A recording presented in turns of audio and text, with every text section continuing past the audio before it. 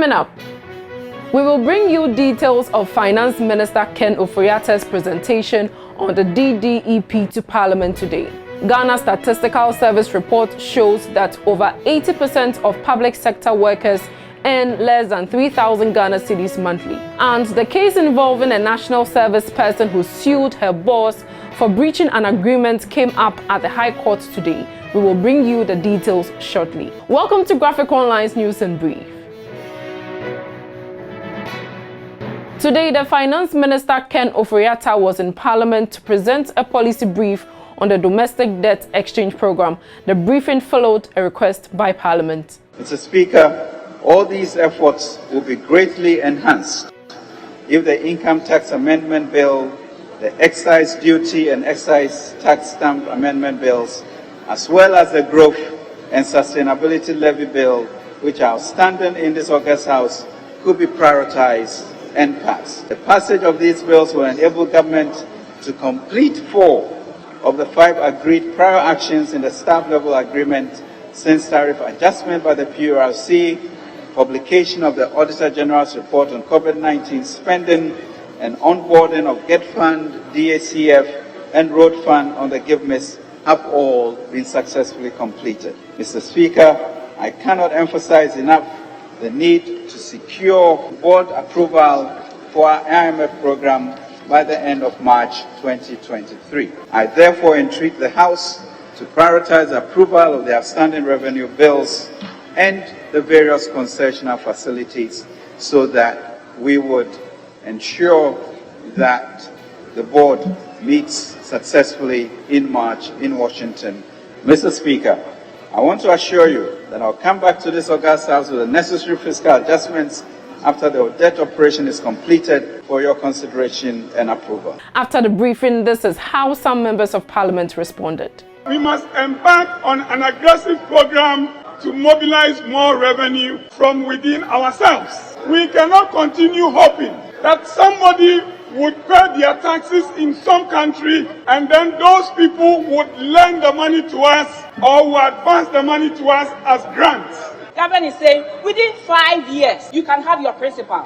Mr. Speaker, if for any reason, for anybody who signed on the domestic debt exchange, you want your money, something has come up with this debt exchange, you can go on and redeem, get your principal and the coupon due. Is the conduct of the finance minister on his own, without the authorization of this parliament, to go and renegotiate terms and conditions of loans that he had entered into with bondholders and vary it to their detriment, whether or not that was legal? Mr. Speaker, that for me is the fundamental issue. It is not about exempting any particular category. It is whether or not our finance minister has legal authority to do what he is doing. And I want to demonstrate to the finance minister in my comment that he has no legal authority to go and renegotiate any loan without the approval of this House. Mr. Speaker, I thought that he would use the opportunity to reshuffle the government and reduce the size of government.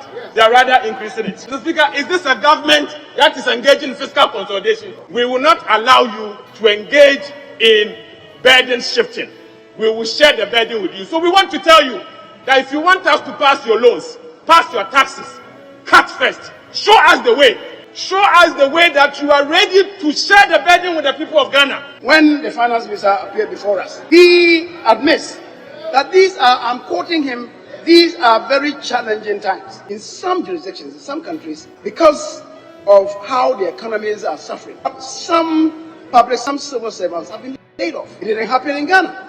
Away from the Domestic Debt Exchange Program, a new report by the Ghana Statistical Service has revealed that 4 out of every 5 public sector employees earn less than 3,000 Ghana cedis monthly. Out of the 688,000 persons employed by the government, 533,179 of them earn less than 3,000 Ghana cedis monthly.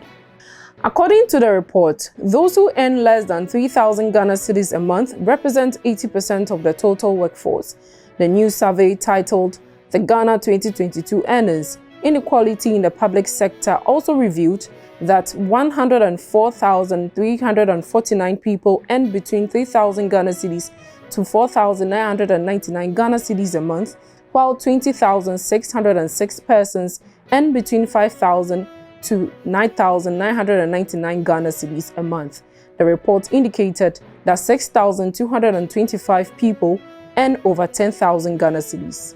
Before we go, we were in court today and the case where a woman in Accra, Deborah Sarah Madabla, has sued a man, Ernest Kwesi Nimakon, who she claims to be her sugar daddy for allegedly breaching an agreement to take care of her, came up for hearing at the High Court in Accra.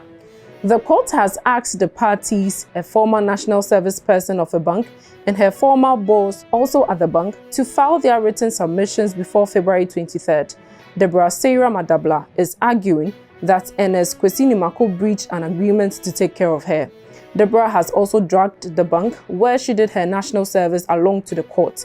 Meanwhile, in an application dated January 24th, the bank has requested that 7 paragraphs of the writ be dismissed on the ground that they disclose no reasonable cause of action.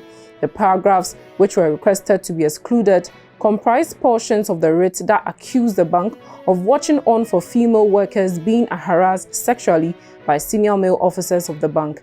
The case is currently before the general jurisdiction of the High Court in Accra, presided over by Justice Olivia Obing-Owusu. Thank you for watching. For more news, please visit our website graphic.com.gh, or follow us on Facebook at Daily Graphic and on YouTube and Twitter at GraphicGH.